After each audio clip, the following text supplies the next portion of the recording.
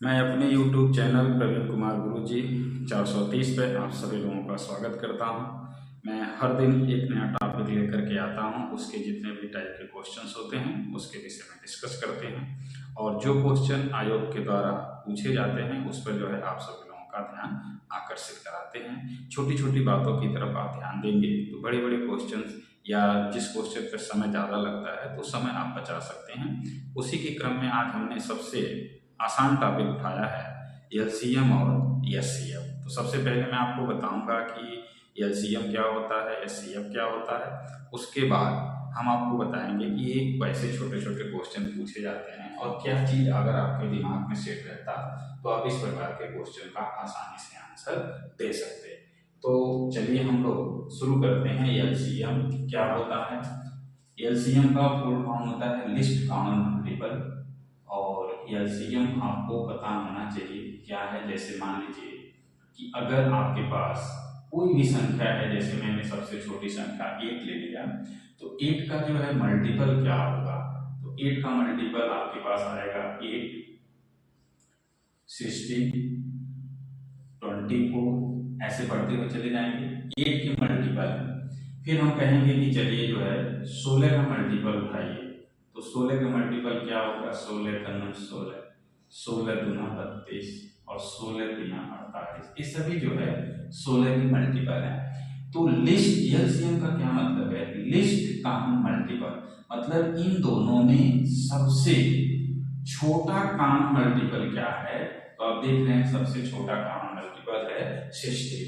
तो 8 और 16 का जब आपसे कोई पूछेगा एलसीएम क्या है तो आप कह देंगे 60। ये बात हो गया एलसीएम की। इसको हम प्राइम फैक्टराइज मेथड से भी बता सकते हैं, वो भी जानना आपके लिए बहुत ही जरूरी है। हो सकता है आप लोगों को पता हो। तो 8 की फैक्टर आप लिखते हैं 2 गुणे 2 गुणे 2, और इसको अगर हम पावर में कन्वर्ट करें तो आप कहेंगे 2 पे पावर 3। अगर हम 16 है तो 16 का 2 गुणे 2 गुणे 2 गुणे 2, अगर इसको आप पावर में रखेंगे तो कितना होगा? 2 पे पावर 4। तो जब एलसीएम आप निकालते हैं इन दोनों नंबर का, तो जब आप एलसीएम निकालते हैं तो करते क्या है कि कॉमन मल्टीपल को आप ढूंढ लेते हैं।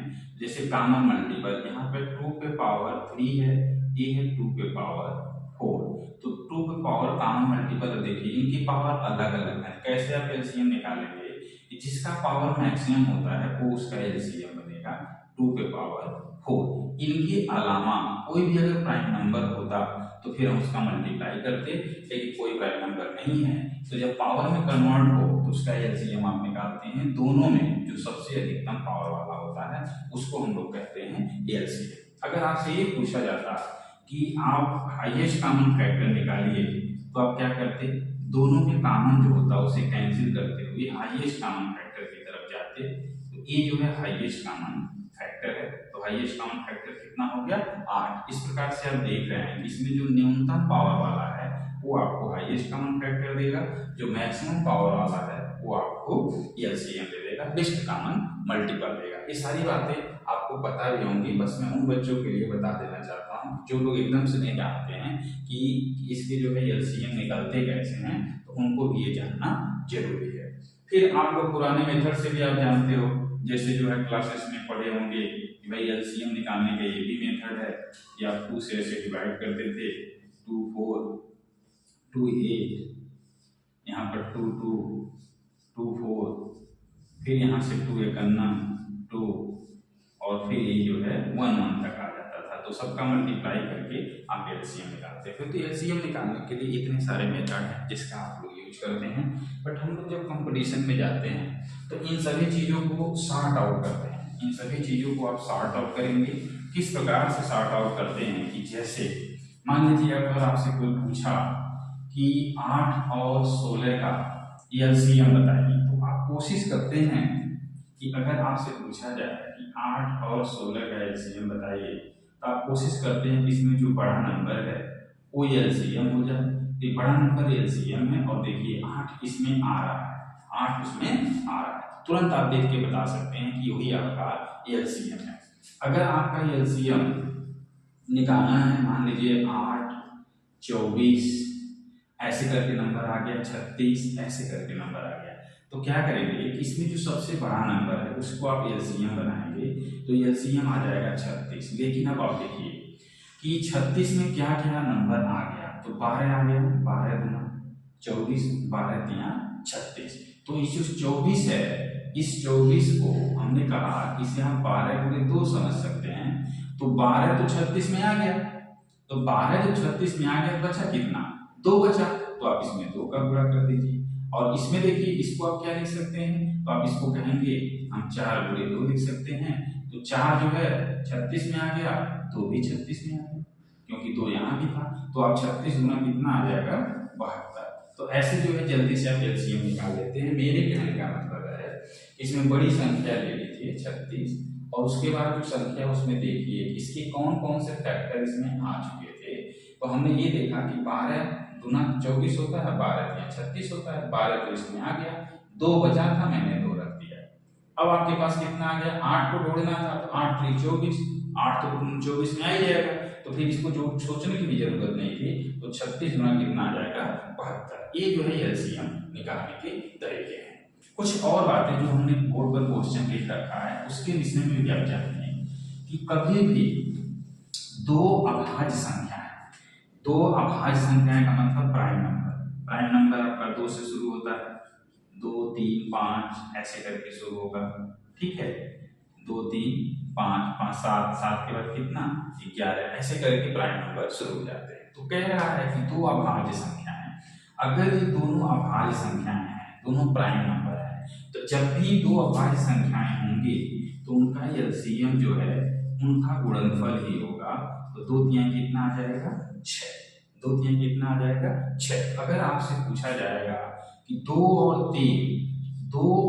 3 क्या एलसीएम बताइए, तो चूंकि 2 भी अभाज्य संख्या है और 3 भी अभाज्य संख्या है, तो इनका गुणनफल ही क्या आ जाएगा, एलसीएम आ जाएगा। दूसरी बात क्या है आपको ध्यान रखना है, ये अभाज्य संख्याओं के अलावा को प्राइम नंबर आपसे पूछे जाते हैं। को प्राइम नंबर का मतलब क्या होता है, सह अभाज्य संख्याएं क्या होती हैं, को प्राइम नंबर। तो को प्राइम नंबर उनको कहा जाएगा कि जिसमें कोई फैक्टर कॉमन ना हो, जैसे 8 और 9। 8 और 9 में 8 का कोई फैक्टर या 9 का कोई फैक्टर कॉमन नहीं है, इसलिए इनको हम लोग को प्राइम नंबर कहते हैं। अगर दो को प्राइम नंबर हैं और उनका आपको एलसीएम निकालना हो, तो एलसीएम की वैल्यू क्या होगा, तो ए भी जो है उनके गुणनफल के बराबर होगा। तो मैंने 2 बातें बताई, एक प्राइम नंबर के साथ और एक हमने जो है को प्राइम नंबर के साथ बताया। तो अगर 2 प्राइम नंबर हैं उनका एलसीएम पूछा जाए तो आप दोनों को गुणा कर दीजिए। अगर 2 जो है को प्राइम नंबर है उनका एलसीएम पूछा जाए, दोनों संख्याओं को डायरेक्ट गुणा कर दीजिए। और इस पर आयोग ने कितना क्वेश्चन पूछा है, मेरे तो किताब में बहुत सारे क्वेश्चन था, लेकिन मैं 2-4 क्वेश्चन के माध्यम से आपका ध्यान सिर्फ आकर्षित कराने का प्रयास करूंगा कि आपका ध्यान इस पर चला जाए। तो आप समझ गए होंगे कि को प्राइम नंबर का एलसीएम क्या होता है। इसके क्रम में हमारे पास 2 सवाल हमने लिखा है बोर्ड पर, आप देखिए।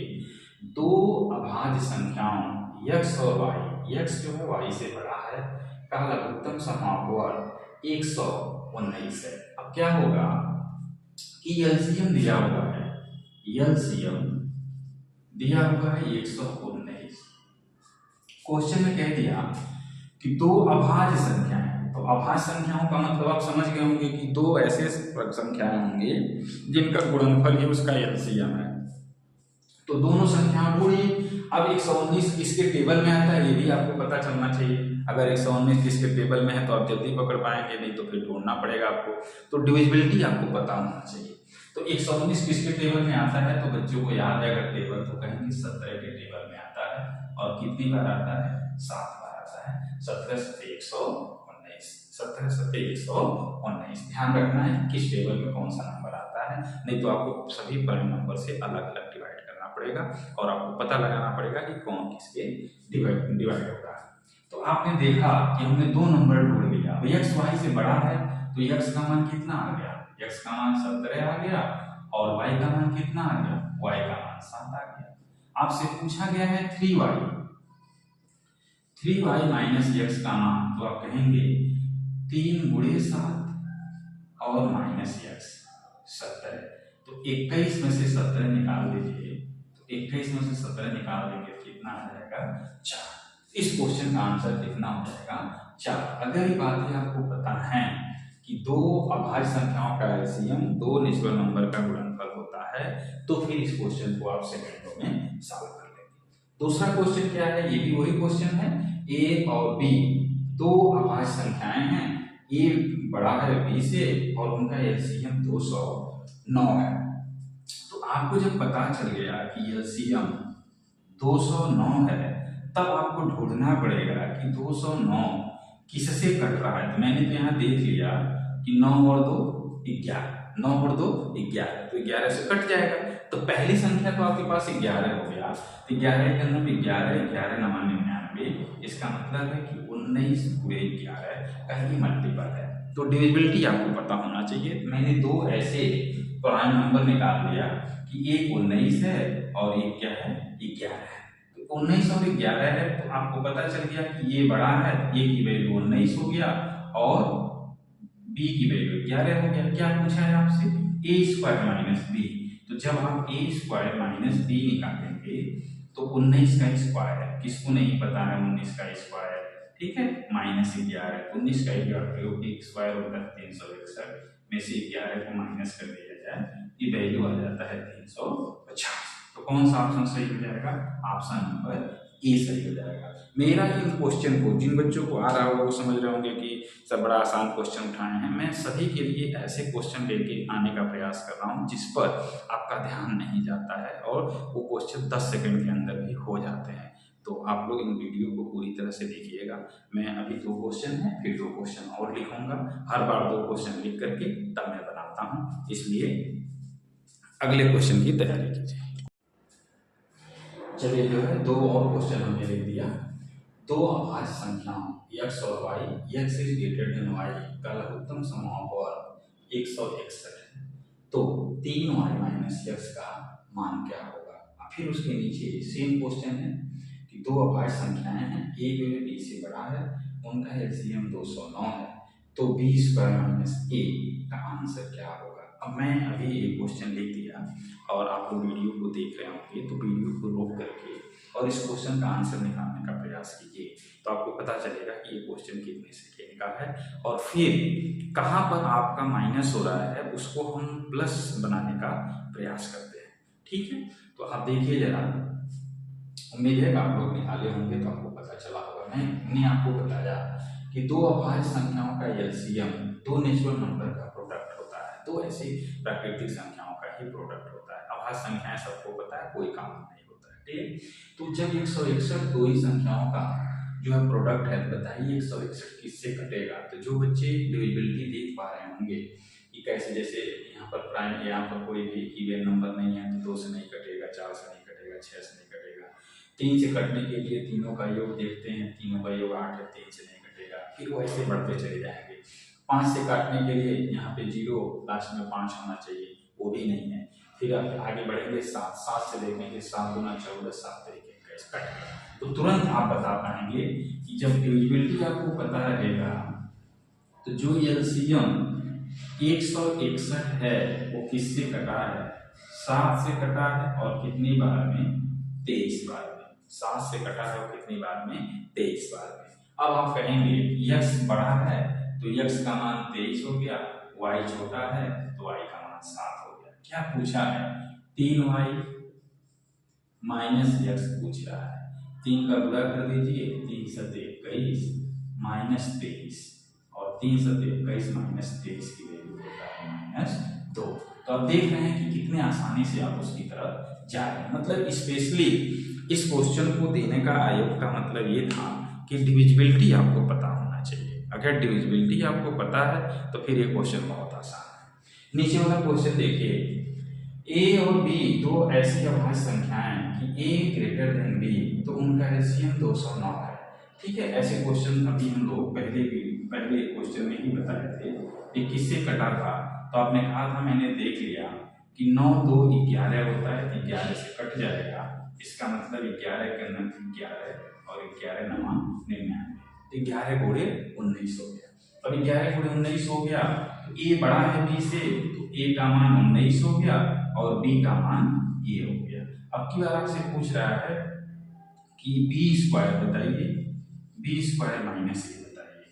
तो सबको पता है कि बी स्क्वायर माइनस ए क्या होगा, तो बी स्क्वायर माइनस ए कितना आ जाएगा 121 और इसमें से 19 को निकाल दीजिए, कितना बचेगा 102। कौन सा ऑप्शन सही होगा, ऑप्शन नंबर 1 सही होगा। तो मैंने 4 क्वेश्चन एक ही टॉपिक पे एक ही तरीके से छांट करके हमने बताया, तो आप लोग बस सिर्फ इन सब क्वेश्चनों पे ध्यान दें। मेरा उद्देश्य ये है कि जो क्वेश्चन आपके दिमाग से स्लिप करता है, जिस पे आपका ध्यान नहीं जाता है, उस पर ध्यान आकर्षित किया जाए, इसलिए बहुत मेहनत करके छांटना पड़ता है। छांट करके फिर हम आपके सामने वीडियो लेकर के आते हैं, इसलिए वीडियो को लाइक शेयर और कमेंट भी करते रहें, जिससे कि हमारा भी मनोबल बढ़ता रहे।